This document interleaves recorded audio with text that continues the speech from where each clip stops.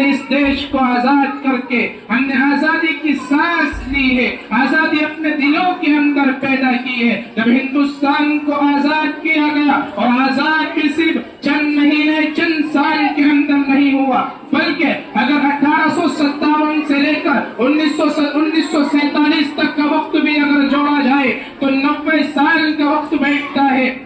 90 سال کے اس طویل مدت میں ہمارے اکابرین نے، ہمارے بزرگوں نے، ہمارے پرکھوں نے اس دیش کو اپنے خون سے سینچا ہے، اور اس چیز کو سینچنے کے بعد ہم اس دیش کے لیے قانون کی ضرورت پڑی ہے، تو قانون بھی 26 جنوری 1950 کو دیا گیا۔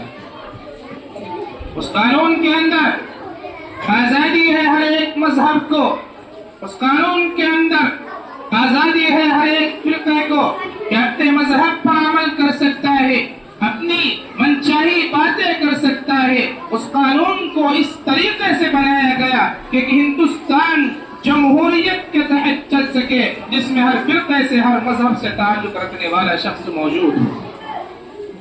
اور یہ آزادی، یہ قانون کی لڑائی کوئی 1-2 سال کی نہیں ملی، بلکہ یہ سب انگریز ہندوستان کے اندر آیا تو بنگال کی سرزمین پر سب سے پہلے انگریزوں کا تسلط ہوا، اور وہاں پر انگریزوں نے اپنے جبر و ظلم کا پہاڑ توڑنا شروع کیا، وہاں کے لوگوں کی عزت کو اچھالنا شروع کیا، وہاں کی ماں و بہنوں کی عزت کو اچھالا گیا، انسانیت کا خون ان کے پسینوں سے بھی ارزاں ہونے لگا۔ تو ایسے نازک وقت میں جو سب سے پہلے علم بغاوت بلند کیا اور انگریزوں کی آنکھ میں آنکھ ڈال کر بات کی، وہ شخصیت نواب سراج الدولہ ہے۔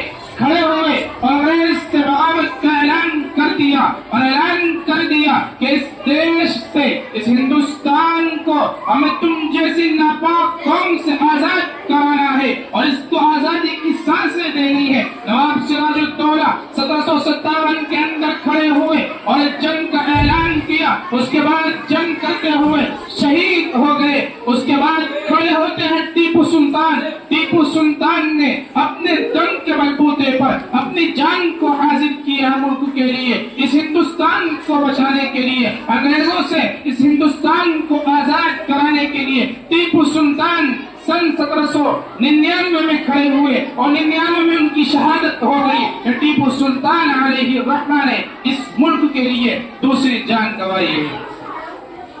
اس کے بعد 1803 میں جب انگریز دہلی تک آ پہنچے، دہلی کے اندر انگریزوں نے اعلان کیا کہ آج سے ہندوستان میں بادشاہت ہماری ہوگی، حکومت ہماری ہوگی، اور حکم ایسٹ انڈیا کمپنی کا ہوگا۔ تو اسی وقت میں ہمارے اکابرین کھڑے ہوئے دہلی کے اندر اور کہا بادشاہت بھی اللہ تبارک و تعالیٰ کی ہوگی، حکومت بھی اللہ تبارک و تعالیٰ کا ہوگا، حکم بھی اللہ تبارک و تعالیٰ کا چلے گا۔ ہم تم جیسی انگریز ناپاک قوم سے لڑیں گے اور تم سے اس دیش کو آزاد کرائیں گے۔ اس لیے میرے بھائیوں، یہ آزادی، یہ خوشی کا موقع ہمیں ایسے ہی نہیں مل گیا ہے، بلکہ ہمارے اکابرین نے، ہمارے بزرگوں نے اس دیش کے لیے، اس ہندوستان کے لیے اپنے خون کو بہایا ہے، اس کی زمین کو اپنے خون سے سینچا ہے، اور سینچنے کے بعد اس کی زمین کو انگریز جیسی ناپاک قوم سے پاک و صاف کیا ہے۔ اس لیے ہمارا نظریہ ہے، ہمارا عقیدہ ہے کہ اس ملک سے ہمیں محبت ہے، اور اس ملک کی خاطر اگر دوبارہ بھی جان دینی پڑے تو ہم اس ملک کی خاطر دوبارہ جان دینے کے لیے تیار ہیں انشاءاللہ۔ اس لیے میرے بھائیوں، یہ ملک بڑا خوبصورت ملک ہے۔ اس ملک کے اندر ہر مذہب سے تعلق رکھنے والا شخص ہے، اور ہم سب کے لیے ضروری ہے کہ ہم اس ملک کی آزادی کی تاریخ کو پڑھیں اور اپنے ذہن و دماغ کے اندر اس کو یاد رکھیں۔ اس لیے میرے بھائیوں، اس ملک سے محبت کرنا ہمارا دینی فریضہ ہے، اور اس ملک کی محبت ہمیں اپنی جان سے زیادہ، ہمارے دلوں کے اندر اس ملک کی محبت بسی ہوئی۔ دعا کر اللہ تبارک و تعالی ہمارے اس ملک کے اندر امن و امان پیدا فرمائے. وبا علینا الا البلاغ.